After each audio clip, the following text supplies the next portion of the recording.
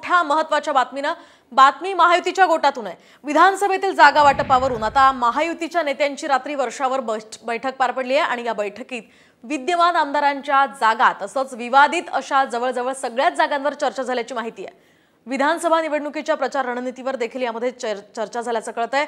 शिवाय जाहीरनाम्यामध्ये सामान्यांच्या मुद्द्याला प्राधान्य देण्यात येणार आहे अशी ही माहिती सूत्रांनी साम टीव्हीला दिली आहे। दरम्यान महायुतीच्या बैठकीत नेमकं काय ठरलंय आपण सविस्तर जाणून घेऊया।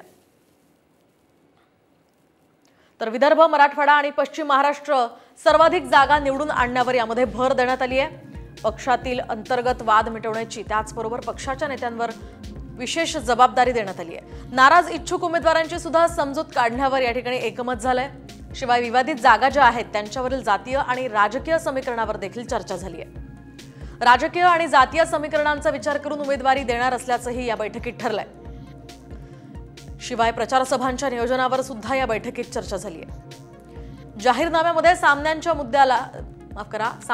मुद्द्याला प्राधान्य देण्यावर सुद्धा एकमत झालंय।